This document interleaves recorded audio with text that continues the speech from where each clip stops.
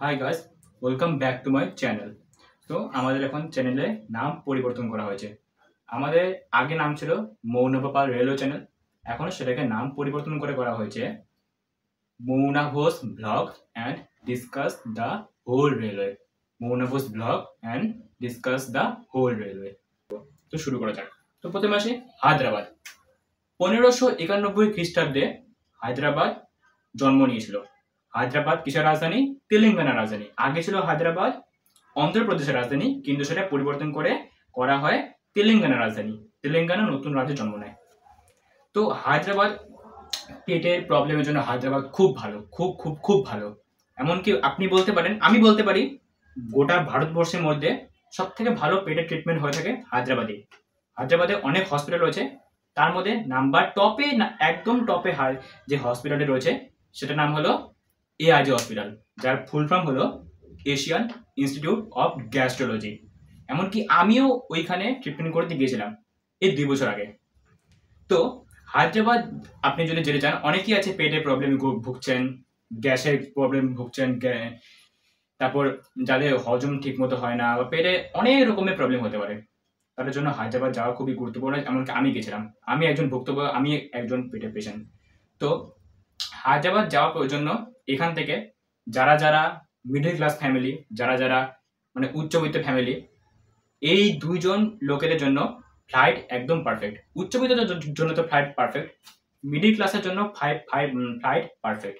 কিন্তু ট্রেনে সবাই চড়তে পারে, মিডল ক্লাস, উচ্চবিত্ত লোক আর হলো নিম্নবিত্ত লোক।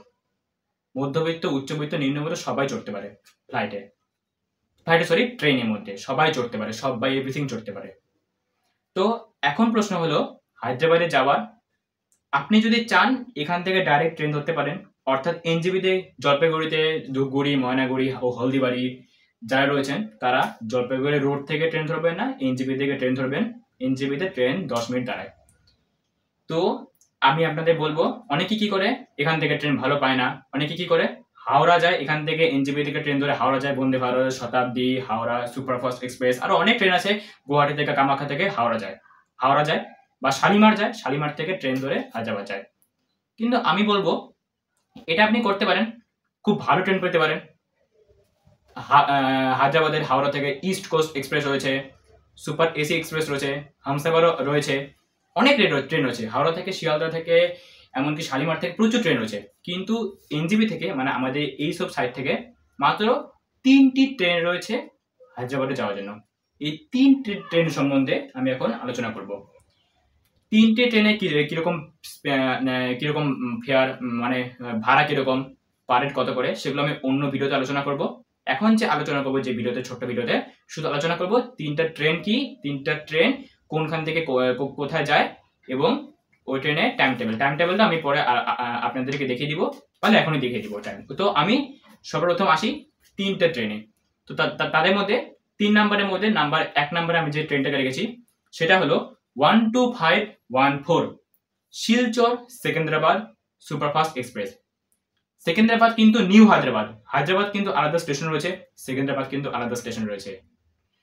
সেকেন্দ্রাবাদ হলো নিউ হায়দ্রাবাদ, সেকেন্দ্রাবাদ জংশন 10 নম্বর প্ল্যাটফর্ম অব্দি, 10 নম্বর প্ল্যাটফর্ম রয়েছে, 10 অব্দি প্ল্যাটফর্ম রয়েছে ওই স্টেশনের মধ্যে। খুব বড় নাম করা স্টেশন, খুবই বিজি স্টেশন সেকেন্দ্রাবাদ জংশন। আগে 12514 ছিল, আগে গুয়াহাটি থেকে সেকেন্দ্রাবাদ এক্সপ্রেস, সেকেন্দ্রাবাদ গুয়াহাটি এক্সপ্রেস ছিল আগে 12514। মাঝখানে ট্রেনটাকে ক্যান্সেল করা হয়, ক্যান্সেল করে সেটাকে শিলচর থেকে ট্রেনে সেকেন্দ্রাবাদ নিয়ে যাওয়া হয় ট্রেনটাকে। এখন ট্রেনটা কিন্তু শিলচর থেকে ছেড়ে সেকেন্দ্রাবাদ যায়, 12514 আপ এবং ডাউন 12513 শিলচর সেকেন্দ্রাবাদ এক্সপ্রেস। এটা কিন্তু সুপারফাস্ট এক্সপ্রেস। এবং আরো যে বাকি আমি 2টো ট্রেনের নাম বলবো সেটা কিন্তু স্পেশাল ট্রেন। তো 2 নাম্বারে চলে যাই আমরা। 2 নাম্বারে আমাদের লিস্টে রয়েছে 05479 Alipurduar Secunderabad superfast special. Alipurduar Secunderabad superfast special. এটা আলিপুরদুয়ার জংশন যে রয়েছে, আলিপুরদুয়ার জংশন থেকে ছেড়ে আমাদের শিলিগুড়ি জংশন হয়, এনজেপির উপর দিয়ে হয়ে সিটি যায় সেকেন্দ্রাবাদে। এটা কিন্তু স্পেশাল ট্রেন, সুপারফাস্ট স্পেশাল, কিন্তু সুপারফাস্ট এক্সপ্রেস না। স্পেশাল ট্রেন আর এক্সপ্রেস ট্রেনের মধ্যে কি ডিফারেন্স সেটা আমি আপনাদেরকে পরে অন্য ভিডিওতে বলে দিব। তো এই গেল নাম্বার 2 ট্রেন। এখন আমি 1 নাম্বার ট্রেনের সম্পর্কে বলবো। 1 নাম্বার ট্রেনটা যে আছে সেটা হলো 07029 আগরতলা সেকেন্দ্রাবাদ সুপারফাস্ট স্পেশাল। ট্রেনটা কিন্তু মাঝখানে বন্ধ করা হয়েছিল, এমনকি 2 নাম্বার যে ট্রেনটা বললাম আলিপুরদুয়ার থেকে সেকেন্দ্রাবাদ, সেটাও কিন্তু মাঝখানে ক্যান্সেল করা হয়েছিল, কিন্তু পরে আবার চালু করা হয়, এখনো চালু করা হয় 2025 জুন মাসে। এখন চলছে, ট্রেনটা রানিং অবস্থা চলছে। 07029 আগরতলা সেকেন্দ্রাবাদ সুপারফাস্ট স্পেশাল। এটা কিন্তু ত্রিপুরা রাজধানী আগরতলা থেকে ছাড়ে এবং সেকেন্দ্রাবাদে যায়। এই 3টা ট্রেন আপাতত এই এনজিপির উপর দিয়ে, যদি আপনি এনজিপি থেকে ট্রেন ধরতে চান, এই 3টা ট্রেন আপনার জন্য একদম পুরা এখন অ্যাভেলেবেল আছে। কিন্তু আমি যদি বলি, এই 3টা ট্রেনই প্রচন্ড লেটে চলে, প্রচন্ড অসুবিধা। যদি আপনি চান, যদি আপনার সেরকম মানে সবকিছু রয়েছে বা কিছু একদম মানে কোনো আর্থিক সমস্যা না থাকে, আমি বলবো আপনি প্লিজ হাওড়া থেকে বা শিয়ালদা থেকে বা শালিমার থেকে ট্রেন ধরে আপনি চলে যান। তাহলে কিন্তু আপনাকে প্রচুর প্রচুর প্রচুর ভুগতে হবে। এমনকি আমি যেটা আমি নাম বললাম 12514, আগে ছিল একটা গুয়াহাটি সেকেন্দ্রাবাদ এক্সপ্রেস, যখন আমি ট্রাভেল করেছিলাম ট্রেনে। এখন সেটা শিলচর সেকেন্দ্রাবাদ। বিশ্বাস করতে পারবে না, আমাদের ট্রেন আসার কথা 2:35 এনজিবিতে, 3 ঘন্টা পরে ট্রেন এসেছে। 5টা নাগাদ আমাদের ট্রেন এসেছে, বিকাল 5টা। ট্রেন পুরো লেটে ছিল। তারপর থেকে কোনো সময় ট্রেন অন টাইমে চলেনি। রাত্রিবেলা ট্রেন কভার হয়ে যায়, রাত্রিবেলাও 1-2 ঘন্টা লেটে চলেছে। ডানকুনি জংশনে পৌঁছানোর কথা 12টা, পৌঁছেছে 3টা। সেকেন্দ্রাবাদ জংশনে পৌঁছানোর কথা ভোর 3টা-4টা নাগাদ, পৌঁছেছে সকাল 8টা, 8:30, 9টা এরকম সময়। সুপারফাস্ট এক্সপ্রেসে যদি এরকম হয়, তাহলে স্পেশালে কি হবে? এই জন্য আপনাদেরকে বলবো, যদি আপনাদের কোনো উপায় না থাকে, তাহলে আপনারা এই 3টা ট্রেনই অ্যাভেলেবেল বললাম চলে যেতে পারেন। কিন্তু যদি আপনাদের একটু আর্থিক সমস্যা না থাকে, আপনারা যদি চান ভালোভাবে ট্রেনে ট্রাভেল করতে, ভালোভাবে পৌঁছে দেয়, আপনাকে বলবো এখান থেকে প্রচুর ট্রেন রয়েছে হাওড়া যাওয়ার জন্য।